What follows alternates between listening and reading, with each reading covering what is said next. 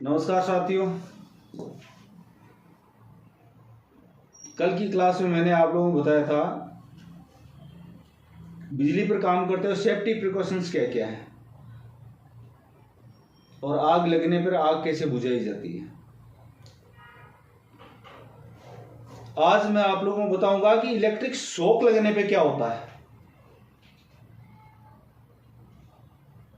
अगर आप देख रहे हो किसी बंदे को बिजली ने पकड़ लिया है तो आपका पहला एक्शन क्या होना चाहिए? क्या आप देखते रहेंगे खड़े खड़े उसको बिजली ने पकड़ रखा है और आप क्या कार्रवाई करेंगे, किस तरह की कार्रवाई करना चाहेंगे? जाहिर है आपके मन में तो होगा यार मैं इसको छुड़ाऊं, पर कैसे छुड़ाऊं आप सोच नहीं पाएंगे, समझ नहीं पाएंगे, आप एकदम से हक्का बक्का हो जाएंगे। इसलिए आपको थोड़ा बहुत पहले से नॉलेज होगा तो आप उस समय उस स्थिति को संभाल सकते हैं। सबसे पहले आपने मेन स्विच बंद करना है अगर नजदीक हो तो। अगर ऐसा नहीं संभव है तो अगर प्लग लगा हुआ है तो प्लग को निकाल देना है।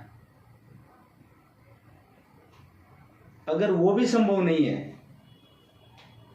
तो किसी सूखी लकड़ी को लेके आना है। फटाफट लकड़ियां आसपास मिली जाती है, ये मैनेज करना होता है उसी टाइम में, हाथों हाथ मैनेज करना होता है। दिमाग और हाथ और पैर सब एक साथ काम करने चाहिए, उस टाइम मैनेज करना होता है। पास में कोई लकड़ी पड़ी हो, सूखी लकड़ी, गीली नहीं, कोई लोहे का पाइप नहीं, ठीक है, या तो रबर का पाइप या कोई सूखी लकड़ी लेके उसको धक्का मारना है, उससे धक्का मार के उसको दूर गिरा देना है ताकि जो बिजली ने उसको पकड़ रखा है वो छोड़ दे।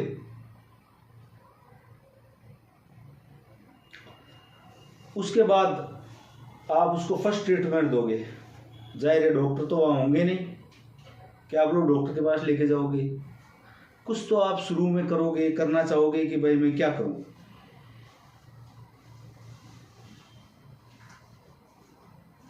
तो ऐसी स्थिति में कल मैंने बताया था कि जब शॉक लगता है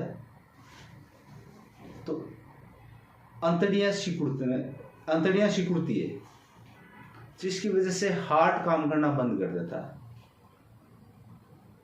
मगर अगर ज्यादा बड़ा शॉक ना हो तो हो सकता है हार्ट पूरी तरह से काम करना बंद ना किया हो। तो इसके लिए आपने फर्स्ट एड ट्रीटमेंट देना है।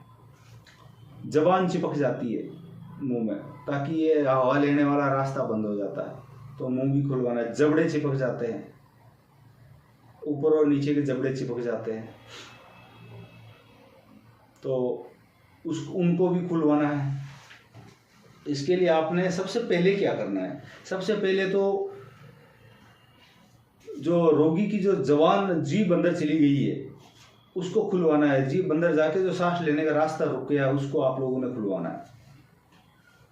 उसके लिए रोगी को पीठ के बल लिटाना है और सिर को पीछे की तरफ खींच देना है और निचले जबड़े को ऊपर उठाते हुए इससे जीभ आगे की ओर आ जाती है और हवा लेने का रास्ता खुल जाता है। कंधे को झटका देकर या उंगलियों से हवा का प्रवेश मार्ग साफ करें। अगर उससे भी नहीं होता है तो दोनों कंधे पकड़े, कंधों को झटका देकर फिर उंगलियों से भी जीभ को बाहर खींच के और हवा का रास्ते को साफ किया जा सकता है। क्योंकि जब तक हवा का रास्ता साफ नहीं होगा तो आपको बाहर का ऑक्सीजन तो अंदर जाएगा ही नहीं। इसलिए सबसे पहला है कि हवा जाने के लिए गला और ये रास्ता साफ है कि नहीं है, और इसके लिए सबसे इलाज यही है जो मैंने आपको बताया। उसके बाद उस हार्ट को वापस जिंदा करने के लिए मुंह से सांस देनी है। मुंह से सांस देने के लिए नाक को बंद कर देना है, रोगी के नाक को बंद कर देना है। रोगी के नाक को बंद करने के बाद वो मुंह को मुंह से सटा लेना है, बिल्कुल एकदम हवा बाहर नहीं निकलनी चाहिए, और जोर से सांस खींच के फिर जोर से सांस मारना है उसके अंदर। उस समय ध्यान देने वाली बात यह है कि जब आप सांस उनको दे रहे हो तो उसके फेफड़े हैं वो फूल रहे हैं कि नहीं है। अगर फेफड़े नहीं फूल रहे हैं तो ये मान के चलो कि हवा का रास्ता अभी बंद है, साफ नहीं हुआ पूरी तरीके से, तो फिर आप हवा जाने वाला रास्ता है उसको फिर साफ करने की कोशिश कीजिए और फिर हवा दीजिए। जब फेफड़े फूलने लग जाए तो आप समझ लेना कि हवा फेफड़ों तक जा रही है।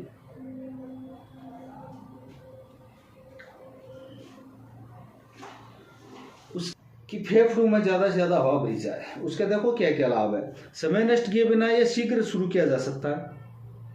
फेफड़ों हवा भरने वाला काम आप जल्दी शुरू कर सकते हो। ये हमारे लिए बहुत आसान है, हमें कोई डॉक्टर को बुलाने की जरूरत नहीं है, हमें पता होना चाहिए कैसे करना है बस। और किसी भी स्थिति में, और यहाँ तक कि रोगी को किसी साफ स्थान पर ले जाने से पहले ये क्रिया आसानी से की जा सकती है और ये कारगर रूप से सफल है।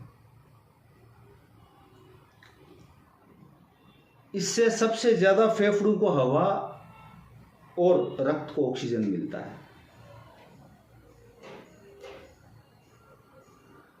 छाती की धड़कन को देखकर हवा की मात्रा बढ़ने का पता चल जाता है।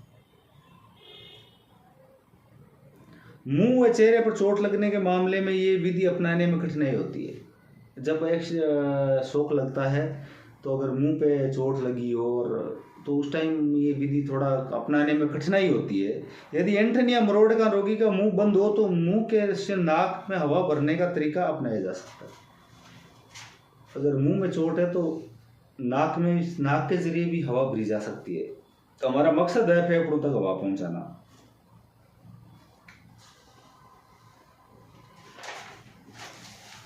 उसके बाद हमेशा इस बात का डर रहता है कि कहीं रोगी के मुंह से प्राथमिक उपचार के शरीर में कीटाणु प्रवेश ना कर जाए। इस बात का भी डर है कि जो बंदा हवा दे रहा है, जो इंडिविजुअल हवा दे रहा है उसके मुंह में, उसके कीटाणु उसके मुंह में वो तो करेंगे, लेकिन फिर भी ये विधि तो हमें, इस विधि के अलावा वो कोई फर्स्ट एड नहीं है। उसके बाद मरीज को डॉक्टर के पास लेके जाएं, डॉक्टर फिर उनको अपना ट्रीटमेंट देंगे, जो डॉक्टर का अपना ट्रीटमेंट होता है। ये आपका फर्स्ट एड है, मतलब आपके सामने हो रहा है तो आप क्या कर सकते हो, ये सब है। अभी मेरा परसों का सवाल था इलेक्ट्रिसिटी की स्पीड कितनी है, 2 दिन से किसी ने जवाब नहीं दिया। अभी आज मैं बताता हूँ, 1,86,000 मील प्रति सेकंड इलेक्ट्रिसिटी की स्पीड है। यानी पलक झपकते ही 1,86,000 किलोमीटर चली जाती है।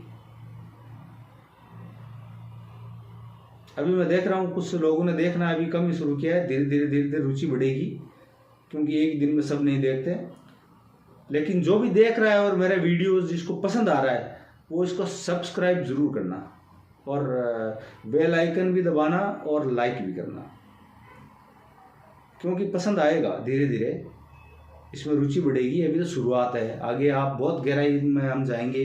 वोल्टेज, करंट, रेजिस्टेंस, वाट, एनर्जी, अपना kilowatt hours, transformer, generator, motor, ये तो चैप्टर अभी आगे पड़े हुए हैं, सबको एक साथ नहीं पढ़ाया जा सकता।